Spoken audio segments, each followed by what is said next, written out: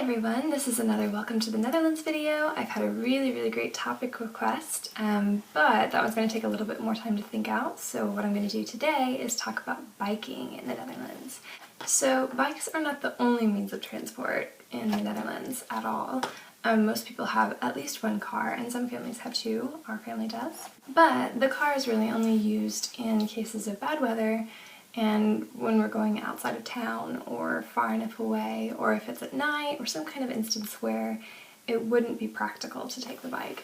So for everything else, going to the grocery store, going to anything in town,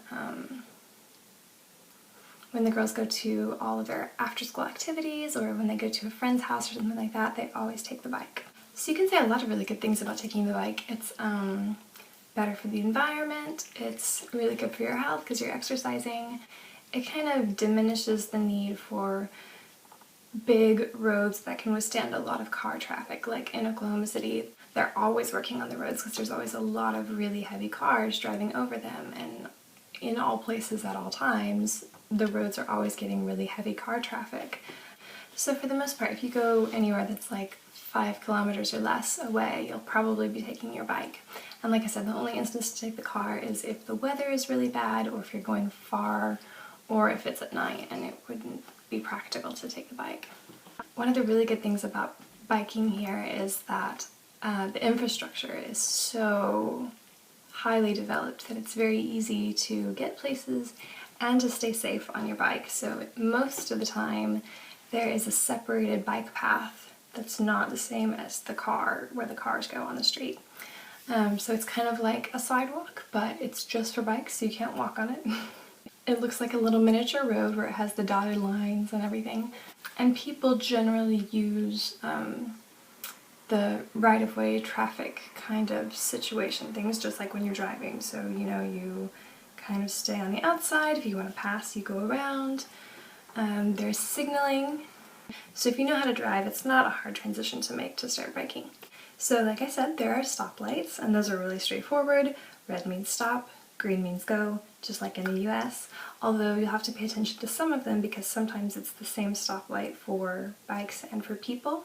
So when it's just the color, that means that people can walk and so bikes can go too, but sometimes there is a little bike symbol that lights up green or red, and that means that this is for bikes only and people shouldn't be walking.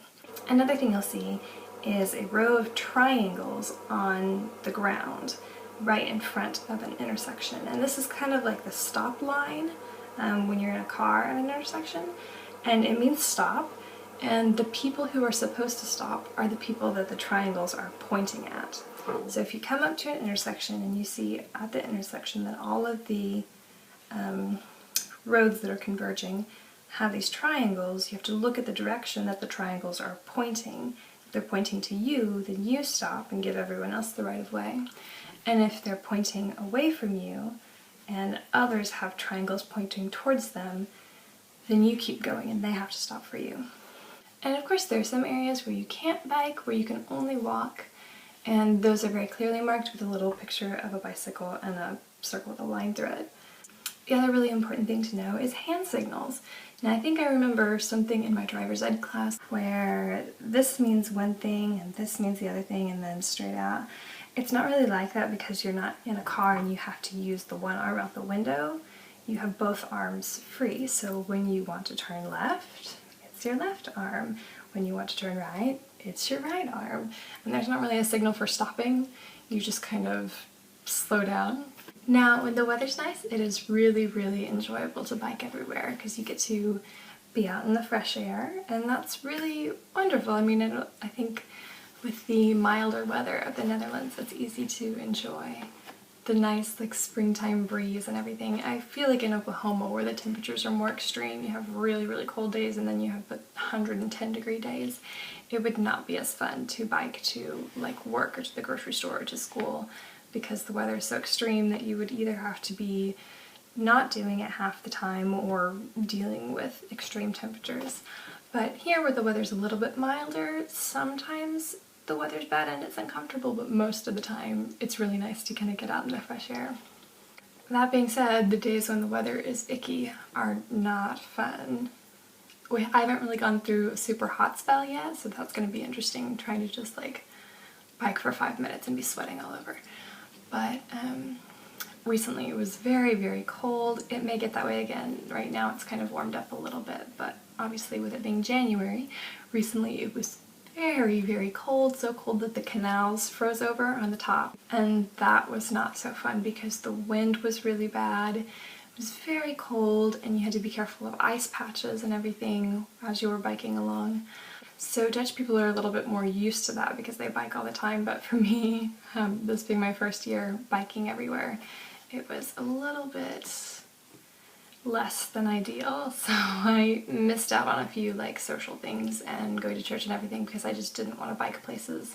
I only wanted to bike short distances. But when the weather is good, sometimes it's really fun to bike a farther distance. So the big city center that's close to, like I live in a smaller town here, but about 30 minutes away by car/bus is a larger city, and they have lots of stuff, and they have a university there, so lots of people my age. That's where I go to church because all of the younger people who actually speak English live there. So I find myself in Utrecht pretty often, either for church or to meet up with friends for my Dutch lesson every week, and pretty much anytime I want to do something fun. There is a bus and a tram for when the weather is bad, but I try to save a little bit of money and go by bike whenever I can. And that bike ride is about an hour one way. So I bike there for an hour, I hang out, and then I have an hour to bike home, which was pretty exhausting the first time and is still pretty exhausting if I haven't done it recently. But it's altogether not that bad, especially if you have something to listen to or think about on the way there. An episode of Wait, Wait, Don't Tell Me or This American Life usually fits perfectly into the time between leaving and arriving. So it's good to listen to a podcast or something. The other good thing about biking long distances is that the Netherlands is relatively flat. I mean, like really, really flat. So you really aren't going up a lot of hills. So even though I'm biking for an hour, it's pretty flat. There's not a lot of, climbing to do. So I think that just about covers it for biking in the Netherlands, and it looks like it's stopped raining, although I'm definitely still not going to take my bike to church because who knows when it can start again. My next video, as per the request of a good friend, is going to be about the kind of cultural social differences in talking to people, how people's reactions are, all of that. But I figured that one needed a little bit more time to think out.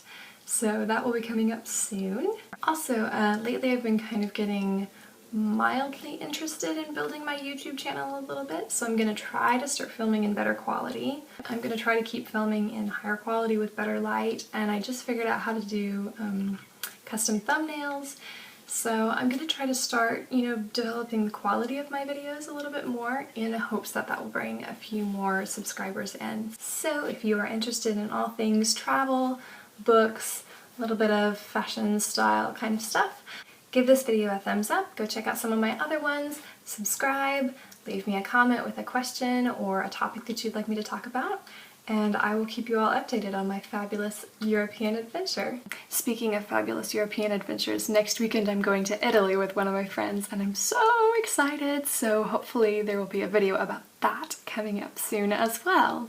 So I guess that's all for now. I'll see you guys later. Doei!